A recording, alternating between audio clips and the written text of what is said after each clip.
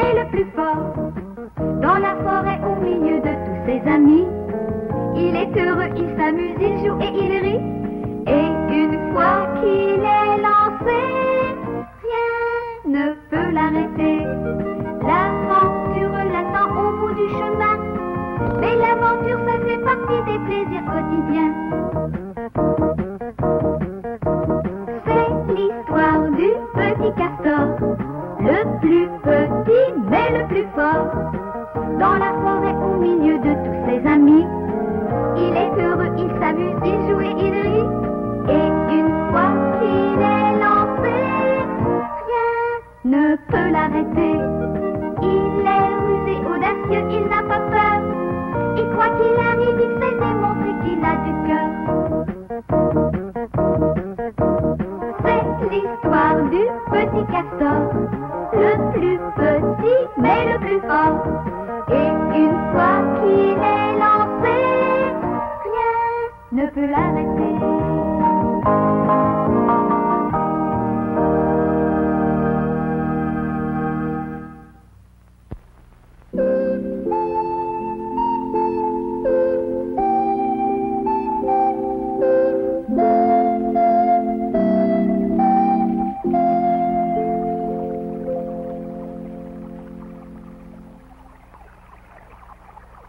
Ça y est, le poisson a mordu, Nounours. Il s'est décroché. C'est ta faute, Castor. Tu as tellement crié qu'il a hésité à mordre franchement. Qu'est-ce que tu racontes? Il s'est détaché parce que tu n'as pas ferré comme il faut. Non, je te dis, c'est parce que tu as crié. Et moi, je te dis que c'est parce que tu es maladroit. Moi, maladroit? Retire ce mot-là tout de suite. Tu as compris? Ça suffit. Ça suffit pas.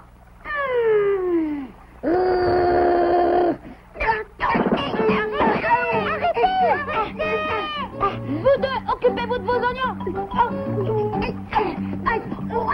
faut les empêcher de se battre. J'ai une idée.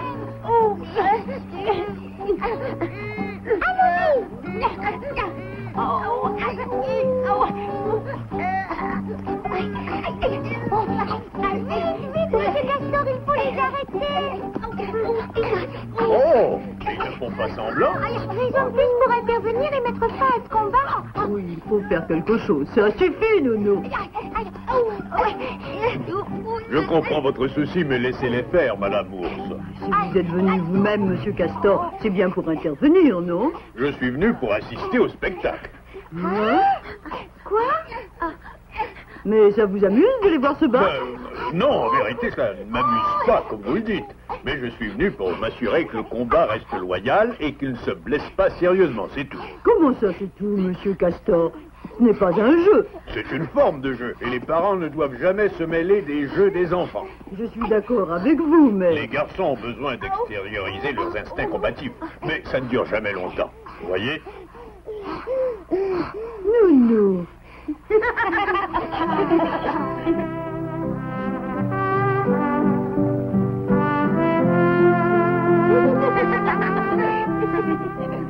Il faudra une épuisette pour attraper celui-là. Une grande épuisette. Non, j'ai eu tort de te dire ça. Non, c'est moi qui ai eu tort. C'est pas parce que tu as crié que le poisson s'est enfui.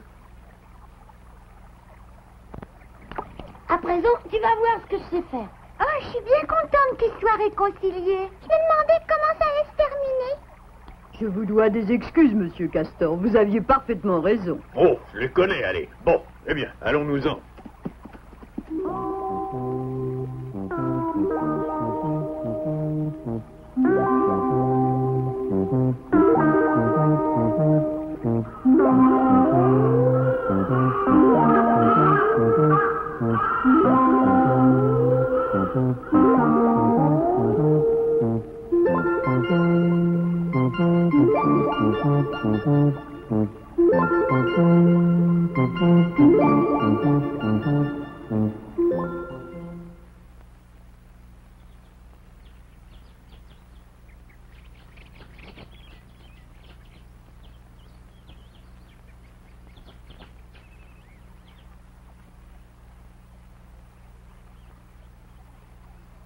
C'est ce que j'appelle un bon déjeuner.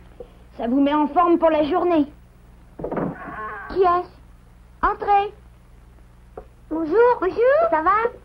Très bien, et vous?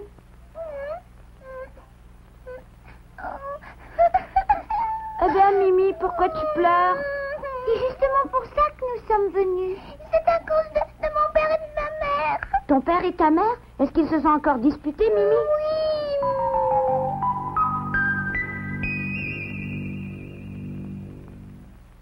Dis donc, ça a l'air sérieux cette fois. Oui, il leur arrive souvent de se disputer, mais ça s'arrange toujours. Et cette fois-ci, c'est grave. Ils ne s'adressent même plus la parole. Il faudrait les réconcilier, Castor. Trouve quelque chose, toi qui as de si bonnes idées. Oui, je suis certain que c'est possible. Ah? Ben oui, nous nous sommes réconciliés avec Nounours hier, et pourtant c'était grave. Tu as raison, Castor. Je ne vois pas pourquoi des adultes ne se réconcilieraient pas comme nous. Allons voir ce qui se passe chez Mimi.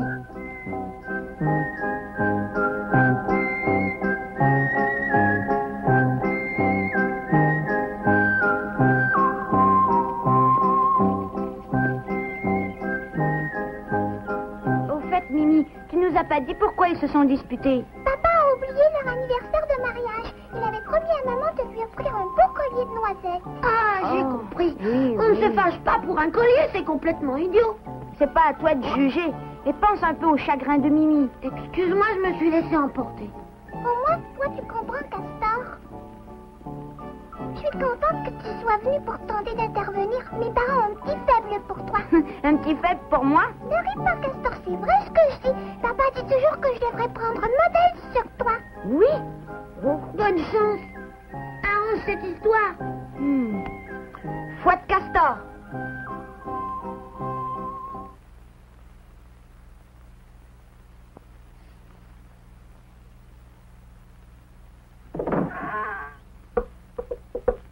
Papa, maman, Castor nous rend visite. Bonjour, je vois que Nounours est venu lui aussi. Oh, mais c'est Lily. Bonjour. Nous sommes venus vous voir pour vous demander d'arrêter. Arrêter quoi, Castor? Eh bien, arrêtez de vous disputer et de bouder dans votre coin. Réconciliez-vous. Ça fait tellement de peine à Mimi. Réconciliez-vous, je vous le demande personnellement. Moi également. Nous vous en supplions. Je ne comprends pas, nous ne nous sommes pas disputés. Dis-leur, toi, maman. Mon mari a raison, mes enfants. Nous ne sommes pas fâchés. Hein? Mimi nous a dit le contraire. Mais nous nous sommes réconciliés depuis longtemps. J'ai mauvais caractère, mais ça ne dure pas, hein, maman? Non, mais non, voyons. Ah, je suis bien content. Alors, Mimi, t'es rassurée maintenant? Une petite minute d'attention. Mes chers amis, comme vous l'avez constaté, les parents de Mimi se sont vite réconciliés. Rien ne nous empêche plus d'organiser un jeu. Oui, aux gendarmes et aux voleurs. Je commence à être fatiguée de jouer à ça. Il faut changer un peu. Si nous faisions un concours de saut à la corde, les amis. Oh oui. Nous n'avons pas de corde à sauter. Va chercher la tienne. D'accord, je vais la chercher. Attendez-moi. Mimi est tellement heureuse qu'elle court comme un lapin.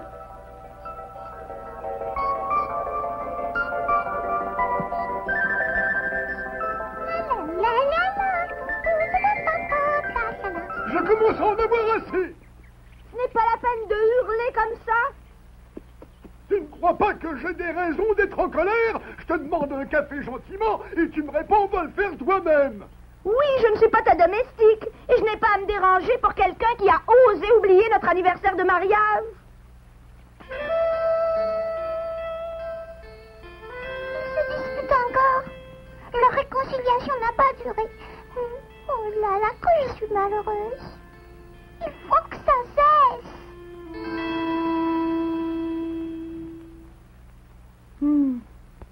Eh ben, elle y met le temps. Elle n'a peut-être pas trouvé la corde. C'est bizarre. Elle aurait pu revenir pour nous dire ce qui est arrivé. Ben, la seule façon de le savoir, c'est d'aller chez elle. Attendez, il ne faut pas les déranger. Ils doivent fêter l'anniversaire de mariage tous ensemble. Oui, t'as raison, Lily. Ils ont tout organisé. Quand Mimi est arrivée là-bas, elle n'a pas pu repartir. C'est sûrement ça. Un anniversaire en famille.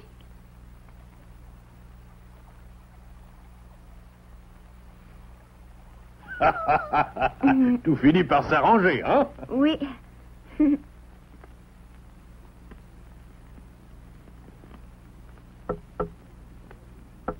Oh!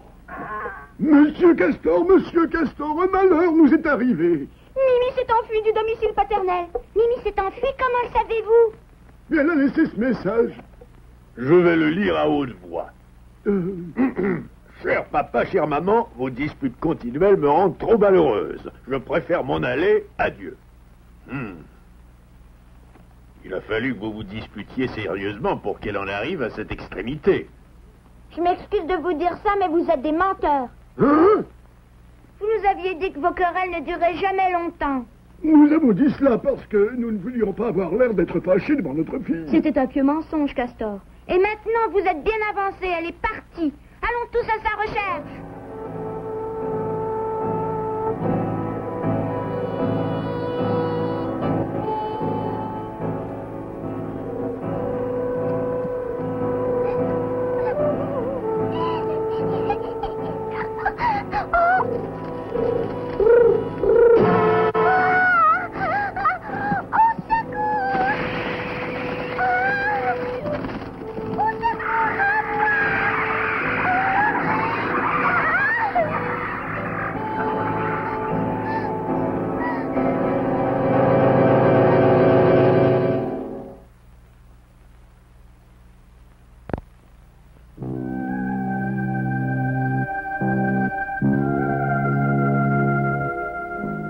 Bon, je vais vous résumer la situation. Les parents de Mimi, Castor, Lily et Nounours la cherchent. Mais nous devons faire une battue générale pour essayer de la retrouver. C'est pour cette raison que je vous ai convoqué à une heure aussi tardive. Nous sommes à votre disposition. Dans quelle direction orientons-nous nos recherches? Les enfants sont en train de fouiller en aval de la rivière. Les parents sont allés au marais du diable. Vous pourriez fouiller en amont de la rivière, toutes les deux. Et vous, docteur, vous viendriez avec moi au clos des châtaigniers.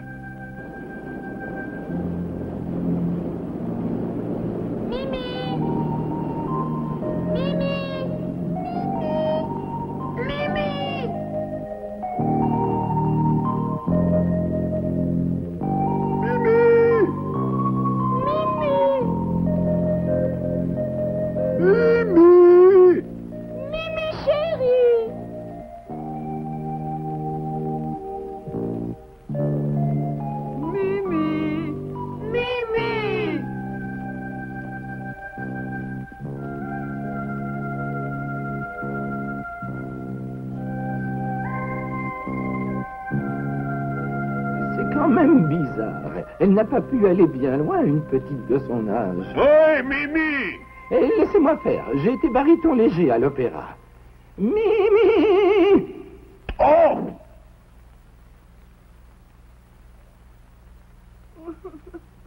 Aucune trace de Mimi. Aucune trace de Mimi. Rien, vous non plus? Oh, Mimi. Nous comprenons votre chagrin, Madame Jeannot. Nous avons cherché partout, mais malheureusement, elle est... Perdue. Attendons, Anne. Les recherches seront plus efficaces à la lumière du jour. Le docteur Bouc a raison. Si ça se trouve, quelqu'un est passé près d'elle sans la voir dans le noir. Nous repartirons dès l'aube. Il sera trop Mais tard. non, le soleil ne va pas tarder à se lever. Courage, Madame Jeannot. Je vous jure que nous ferons l'impossible pour retrouver Mimi.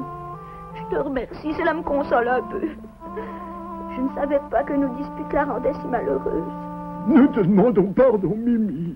Les regrets ne servent à rien pour l'instant. Attendez de l'avoir retrouvée. Que fais-tu là? J'ai cru comprendre que vous recherchiez Mimi et je pense que je pourrais vous être utile. Oh, Fino, tu sais où elle est? Du calme, ne nous énervons pas. J'ai l'honneur de vous dire que Mimi se trouve chez Garou. Et comme vous le savez tous, Garou ne refuse jamais l'hospitalité. Il lui a ouvert son léger avec gentillesse et il la garde pour l'instant. Mais il est prêt à la rendre contre un sac de noix. Il les aura. Tu crois ce que Fino nous raconte? Ben, est-ce qu'il mentirait? C'est tout ce qu'il sait faire. Tu dis la vérité une fois sur 1000. Je suis généreux. C'est plutôt une fois sur 1 million. Je te conseille de filer avant que je ne me fâche. Ne nous ennuie pas avec tes fables, Finot. Nous n'avons pas de temps à perdre avec ça. Eh oui, c'est vrai, docteur, je vous jure que c'est vrai. Cette fois, je vais me fâcher. Laisse-le, Castor. Même si c'est une fois sur 1 million, il dit peut-être la vérité. Jamais. C'est à nous tous d'en juger, Castor. Personnellement, je n'ai qu'une confiance limitée en ce farceur de Finot. Mais cette fois, c'est différent. La vie de Mimi est en jeu.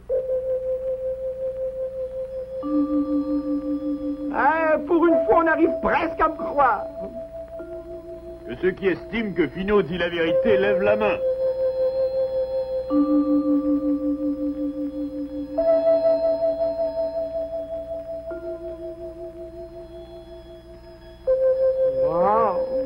Comme tu le vois, notre confiance t'est retirée à la majorité absolue. Je le regrette pour toi. Je vous préviens que c'est vous qui le regretterez. Qu'est-ce qu'ils ont à être méfiants comme ça? Vous me croyez?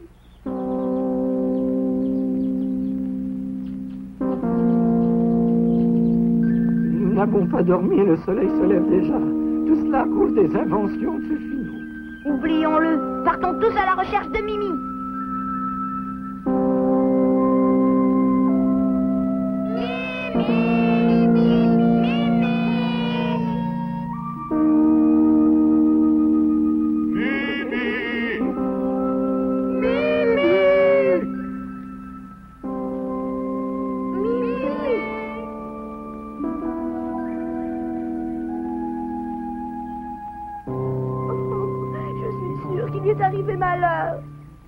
J'ai préparé quelques boissons au miel. Ça va vous réconforter un peu. Tenez, Madame Jeannot. Vous êtes très gentille.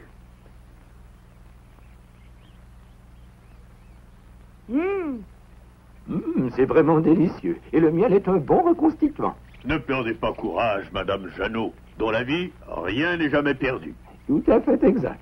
Gardez le moral. Comme on dit en médecine, un malade qui a bon moral est à moitié guéri.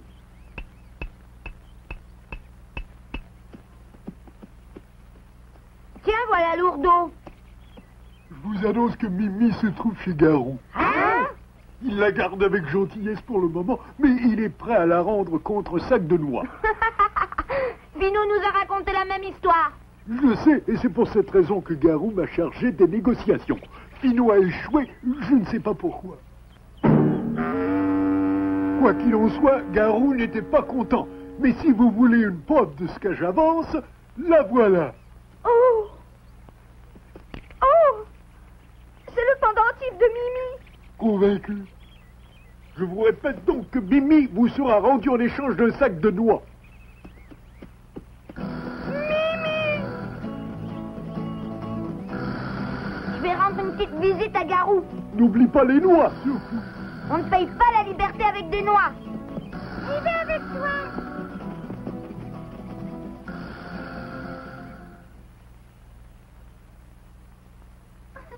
Personne ne t'oblige à rester, tu peux t'en aller. Retourne chez toi, tu n'auras qu'à nous apporter les noix plus tard. Oh. Écoute, ne parlons plus des noix, mais arrête de pleurer. Mimi! Ah. Nous allons ramener Mimi à ses parents. Ah oui, je vous en supplie, nous verrons plus tard pour les noix. Mimi, tu es la bienvenue. Reviens si tes parents se disputent encore. Cela ne se produira plus. Maman chérie! Oh, Mimi! Maman!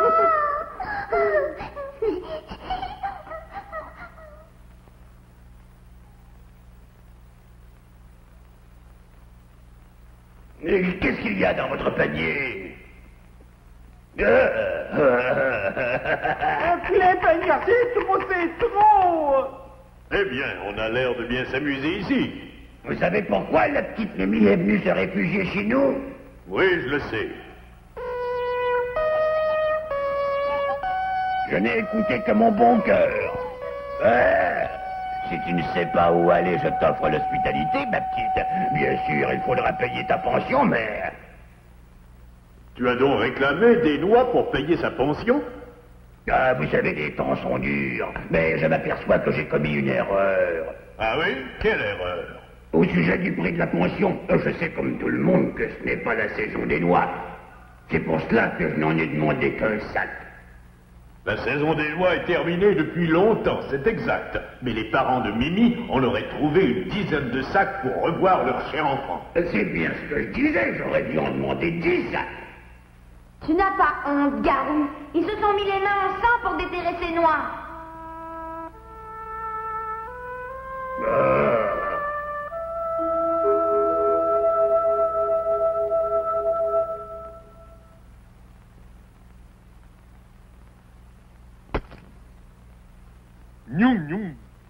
J'ai commis une seconde erreur. Si je n'avais pas parlé de ces noix, ils nous auraient invités à la fête.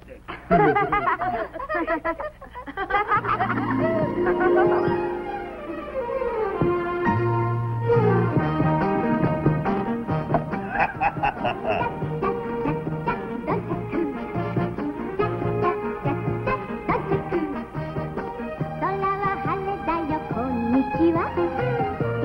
comprends vraiment pas. Quoi donc, Castor? Monsieur et Madame Jeannot forment un couple heureux. Pourquoi se disputent-ils? Je vais te le dire, Castor. Ils se disputent parce qu'ils s'aiment. Ah bon? On se dispute toujours quand on est amoureux? Je comprends de moins en moins. Ce n'est rien, tu comprendras quand tu seras plus grand.